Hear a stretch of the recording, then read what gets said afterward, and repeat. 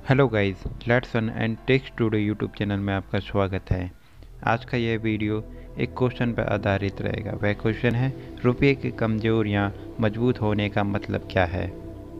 रुपये कमज़ोर या मजबूत होने का कारण जानने से पहले हम ये जान लें कि अमेरिकी डॉलर को वैश्विक करेंसी इसलिए माना जाता है क्योंकि दुनिया के अधिकतर देश अंतर्राष्ट्रीय कारोबार में इसी का प्रयोग करते हैं। रुपये की कीमत पूरी तरह इसकी मांग एवं आपूर्ति पर निर्भर करती है।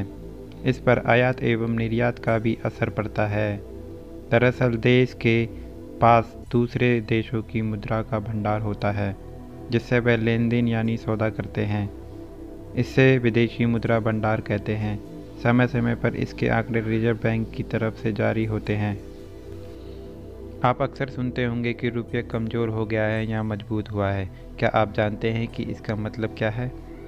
अमेरिकी डॉलर को वैश्विक करेंसी इसलिए माना जाता है क्योंकि दुनिया के अधिकतर देश अंतर्राष्ट्रीय कारोबार में इसी का प्रयोग करते हैं। यह अधिकतर जगह पर आसानी से स्वीकृत है।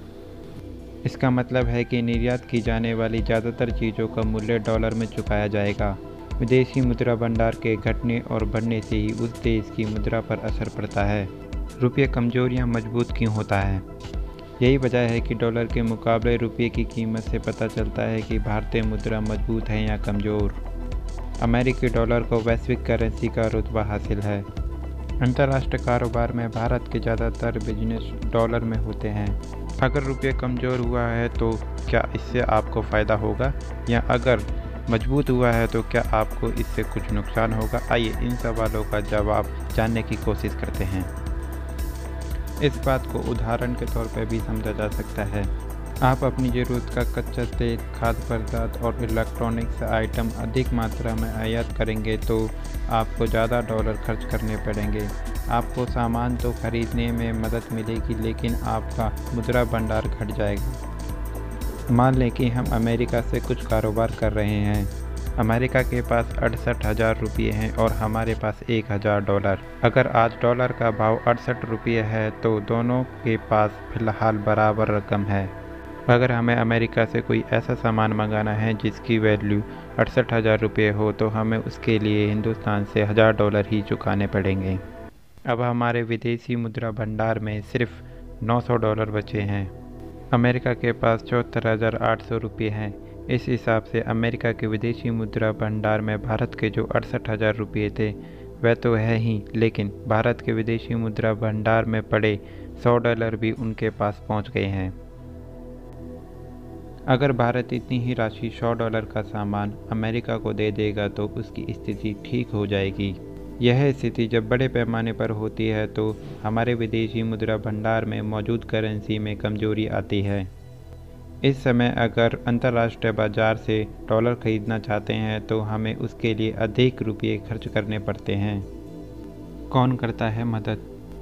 इस तरह की स्थितियों में देश का केंद्रीय बैंक RBI अपने भंडार और विदेश से खरीदकर बाजार में डॉलर की आपूर्ति सुनिश्चित कराता है। भारत अपनी ज़रूरत का करीब 80% पेट्रोलियम उत्पाद आयात कराता है। डीजल के दाम बढ़ने से माल ढुलाई बढ़ जाएगी जिसके चलते महंगाई बढ़ सकती है। रुपये में गिरावट से पेट्रोलियम उत्पाद का आयात महंगा हो जाएगा। इस वजह से तेल कंपनियां पेट्रोल डीजल के भाव बढ़ा सकती हैं।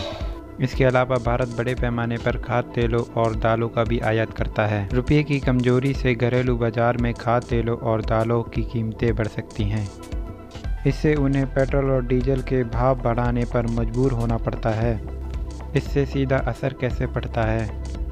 एक अनुमान के मुताबिक डॉलर के भाव में 1 रुपये की वृद्धि से तेल कंपनियों पर 8,000 करोड़ रुपये का बोझ पड़ता है। पेट्रोलियम उत्पाद की कीमतों में 10% वृद्धि से महंगाई करीब 0.8% बढ़ जाती है। इसका सीधा असर देशवासियों के खाने पीने और परिवहन लागत पर पड़ता है। इस प्रकार रुपये के कमज़ोर या मजबूत होने का मतलब हमें समझ आता है। अगर आपको हमारा वीडियो पसंद आया हो तो हमारे चैनल को लाइक, सब्सक्राइब और शेयर ज़रूर करें।